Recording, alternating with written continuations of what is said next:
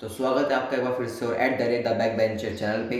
तो आज हम पढ़ने जा रहे हैं हिस्ट्री का एक छोटा सा टॉपिक कह सकते हैं, what were the effect of world first world war in India. तो इंडिया में जब फर्स्ट वर्ल्ड वॉर हो रहा था, विश्व युद्ध हो रहा था पहला, तो इंडिया में क्या क्या इफेक्ट देखने को मिली। जैसे हम जानते हैं कि ब्रिटेन पहले विश्व युद्ध में शामिल था और वो लड़ रहा था और जो ब्रिटिश था वो उसने इंडिया पे कब्जा कर रखा था। तो क्या क्या देखने को मिला हमें इंडिया में पहले विश्व युद्ध के दौरान। तो जब ब्रिटिश ने हम पर अपना कब्जा कर रखा था और ब्रिटिश विश्व युद्ध में इन्वॉल्व था, तो ब्रिटिश ने अपने एक्सपेंडिचर्स यानी कि अपने खर्चे बढ़ाए। भाई लड़ाई कर रहे हैं तो ऑब्वियसली बात है, बंदूक, ग्रेनेड, ये सब चीज़ें में पैसे तो लगेंगी, तो उनके एक्सपेंडिचर बढ़ रहे थे। अब ये पैसे जो एक्सपेंडिचर बढ़ रहे थे, उसके जो पैसे थे वो कहाँ से लाएंगे। तो इंडिया में उनका जो उन्होंने रूल कर रखा था, उन्होंने क्या करा, इंडिया में कस्टम ड्यूटीज़ को इंक्रीज़ कर दिया, इनकम टैक्स को इंट्रोड्यूस करा। क्यों करा? ताकि वो फाइनेंस कर सकें, ताकि वो मनी को फाइनेंस कर सकें और अपने एक्सपेंडिचर को बढ़ा सकें विश्व युद्ध के लिए।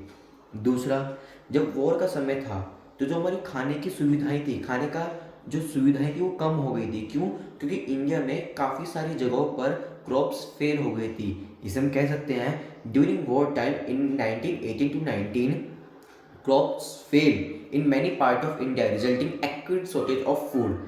तीसरा पॉइंट, वॉर के समय जो प्राइसेस थे गुड्स के वो डबल हो गए, दुगने हो गए थे। चौथा पॉइंट, जो इंडियन पीपल थे उनको फोर्सली यानी कि जबरदस्ती ब्रिटिश आर्मी में घुसाया जा रहा था कि तुम नहीं, तुम आओ तुम आओ तुम आओ। और वो क्यों करा जाता था? ताकि उनका दबदबा हो, ताकि वो विश्व युद्ध में अच्छे से मुकाबला कर सके।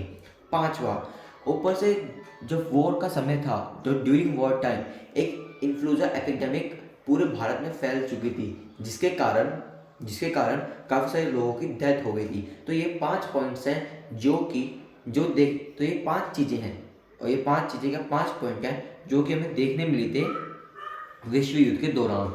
तो आई होप आपको समझ में आया होगा। कमेंट में मुझे बताइएगा आपको कैसा लगा और लाइक जरूर कीजिएगा।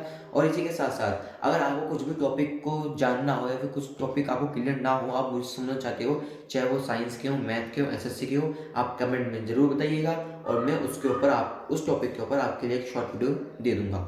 Thank you.